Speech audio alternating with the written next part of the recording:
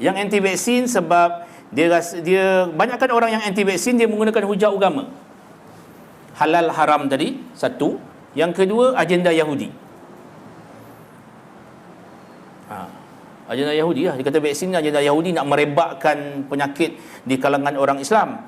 Tapi dia tak baca berapa ramai orang Islam yang terselamat daripada polio, berapa ramai orang Islam yang terselamat daripada penyakit-penyakit yang berjangkit tu. Dan bukanlah kata bila buat vaksin menyebabkan penyakit. Tak, vaksin adalah untuk cegah penyakit. Vaksin untuk cegah penyakit berjangkit. Orang yang tak pernah hidup dalam suasana di mana masa saya student dulu tahun 82 sehingga ke tahun 90, saya tak pernah jumpa kes difteria. Tetapi bila saya hampir-hampir berhenti tahun 94, kita dapat kes difteria. Kita dapat kes polio di Sungai Ular. Sehingga ada, kalau tak salah saya, ada 6 kematian di Sungai Ular disebabkan oleh polio. Kita dah hampir-hampir nak isytiharkan polio, tak perlu dah kita ambil vaksin. Kalau bila dah tak ada dalam masa 10 tahun dah tak ada kes vaksin, kes polio, kita boleh isytiharkan negara kita tak perlu, anak-anak tak perlu ambil vaksin dah. Tapi dah tinggal berapa tahun je lagi? 6 kes kematian di Sungai Ular. Kemudian ada 2 kes kematian di Taman Islam disebabkan oleh difteria. Masa tu, kalau masa belajar memang kita tak pernah terbayang kita akan jumpa kes polio, sebab kita tahu imunisasi kita dah masa student tak pernah ditunjuk oleh pensyarah pun. Ini kes. Tapi bila kita dah kerja, baru kita Taman Islam dulu tahun, saya tak ingat, tahun 90 lebih, kita kena kuarantin diorang selama 2 minggu. Tak boleh keluar, tak boleh masuk. Dan makanan pejabat kesihatan daerah dan juga welfare department kena supply makanan ke Taman Islam. Sebab kalau dia orang keluar, dia akan sebarkan penyakit. Masa tu kalau tak salah difteria. Dan kita ada mass vaccination waktu tu. Semua orang masuk ke taman untuk bagi imunisasi kepada anak-anak yang kita cek tak ada imunisasi. Biasa kita cek yang dia ambil cuma apa?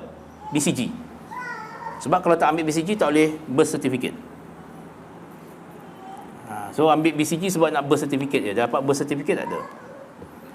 So ada isu, banyaknya gunakan isu agama lah satu. Kemudian kenapa kita nak cocok anak padahal anak kita tengah-tengah sihat, tiba-tiba cocok anak kita demam.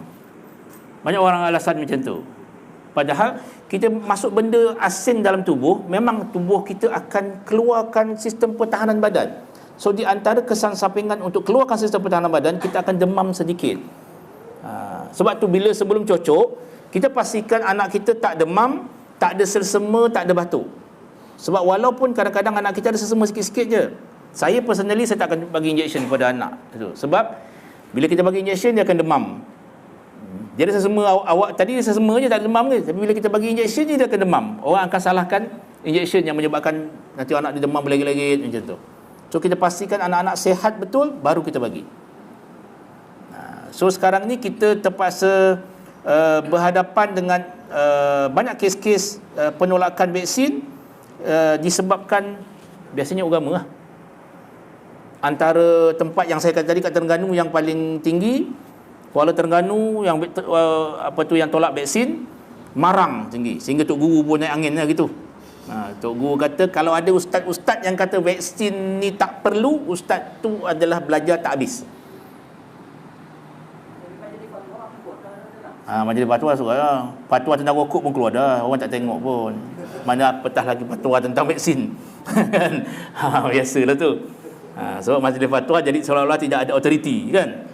So kalau kita nak katakan macam tu, bagi saya begitu juga orang katakan masa zaman Nabi gitu tak ada pun vaksin.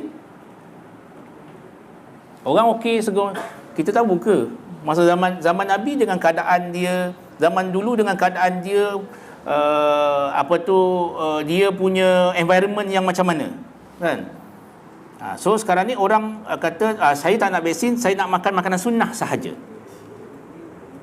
makanan sunnah sahaja kan. Tu tak nak vaksin. Anak-anak nak bagi kurma, nak bagi air zam-zam tu sahaja. So dia akan protect anak saya daripada penyakit-penyakit berjangkit. Wallahu alam, nak kata pun tak kena.